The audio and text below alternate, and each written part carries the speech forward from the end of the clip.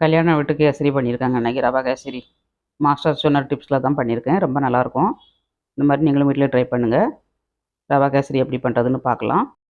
Video முழுவதும் skip பண்ணாமல் பாருங்கள். ஹாய் ஃப்ரெண்ட்ஸ், எல்லோரும் எப்படி இருக்கீங்க? நல்லா இருக்கீங்களா? இன்றைக்கி சூப்பராகிட்டு ரவா கேசரி பண்ண போகிறாங்க. கல்யாண வீட்டு டேஸ்ட்டில் ரவா கேசரி பண்ண போகிறேன். எப்படி பண்ணுறதுன்னு பார்க்கலாம். மாஸ்டர் சொன்ன டிப்ஸுங்க. அது மாஸ்டர்கிட்ட கேட்டு பண்ணியிருக்கேன். ரொம்ப நல்லா இருந்துச்சு டேஸ்ட்டு. நீங்களும் இந்த மாதிரி வீட்டிலே ட்ரை பண்ணுங்கள். ஏதாவது சின்ன சின்ன ஃபங்க்ஷன்கள் வந்துச்சுன்னா நம்ம வீட்டிலே பண்ணிடலாங்க. கேசரி வந்து ஸ்கூலுக்கு குழந்தைகளுக்கு ஸ்நாக்ஸாகவும் பண்ணி கொடுக்கலாம். பூரிக்கு பண்ணி சாப்பிடுங்க, ரொம்ப நல்லாயிருக்கும். பூரிக்கு வந்து கேசரி பண்ணி வச்சு சாப்பிட்டீங்கன்னா அவ்வளோ அட்டகாசமாக இருக்கும். டேஸ்ட் வந்து வீட்டில் ட்ரை பண்ணுங்கள். ட்ரை பண்ணிட்டு எப்படி வந்துச்சுங்க கமெண்ட்ஸ் பண்ணுங்கள், சப்ஸ்கிரைப் பண்ணுங்கள், லைக் பண்ணுங்கள்.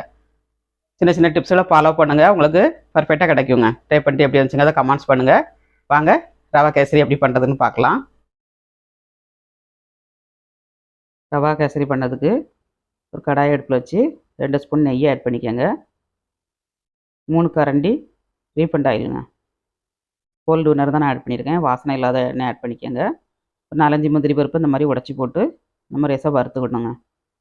கொஞ்சம் வறுத்ததுக்கப்புறம் நம்ம திராட்சையை ஆட் பண்ணிக்கிடணும். உலர் திராட்சையை ஆட் பண்ணிக்கோங்க. சீக்கிரமாக பொரிஞ்சிருங்க திராட்சை வந்து. இந்த மாதிரி பொரிஞ்சதும் நம்ம வேற ஒரு பாத்திரத்தில் மாற்றிடலாம். அதே எண்ணெய் நெய்யில் நம்ம ரவையை வறுத்து எடுத்துக்கணுங்க. நான் இன்றைக்கி ஒரு பவுல் தான் எடுத்திருக்கேன். எந்த பவுலில் நம்ம எடுக்கமோ அதே பவுலில் 3 பவுல் தண்ணி ஆட் பண்ணணுங்க ரவா கேசரிக்கு. இந்த பவுலுக்கு ஒரு பவுல் ரவை எடுத்திருக்கேன். 3 பவுல் நான் தண்ணி ஆட் பண்ண போகிறேன். அளவுகள் கரெக்டாக எடுத்தீங்கன்னா உங்களுக்கு வந்து ரவா கேசரி சூப்பராக கிடைக்குங்க. சின்ன சின்ன ஃபங்க்ஷனை வந்துன்னா நீங்கள் வீட்டிலே பண்ணிடலாம். ரொம்ப ஈஸியாக பண்ணிடலாங்க. வறுத்துருச்சு நல்லா. வெந்நி வந்து கொதிக்க வச்சுருக்கேன்.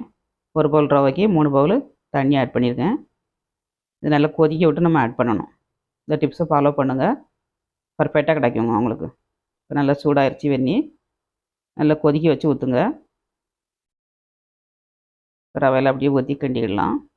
ரவை வந்து பொடி ரவையாக எடுக்கணும், பரு ரவையாக வாங்கிடாதீங்க. இப்போ நல்லா வெந்து வருது.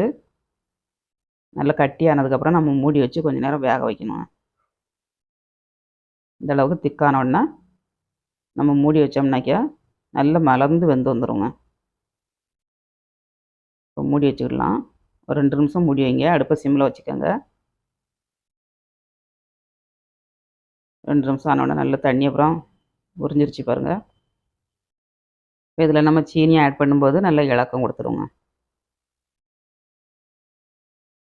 சீனி ஆட் பண்ணிடலாம்.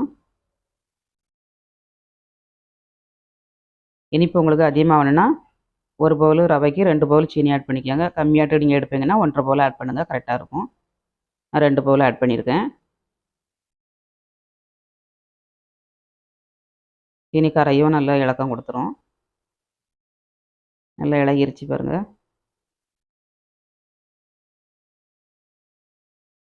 நல்லா கரைச்சி விட்டுக்கோங்க. இதுன்னு கொஞ்சம் நேரம் வேக வைக்கணுங்க. நம்ம ஃபுட் கலர் ஆட் பண்ணிக்கலாம். ஆரஞ்சு, எல்லோ, க்ரீன் எந்த கலர்னாலும் நீங்கள் ஆட் பண்ணிக்கலாம். இப்போ நல்லா கிண்டி கொடுத்துக்கலாம். கைவிடாமல் கிண்டி கொடுத்துக்கிட்டே இருந்தனாக்கா நல்லா வெந்து வந்துடுங்க உங்களுக்கு.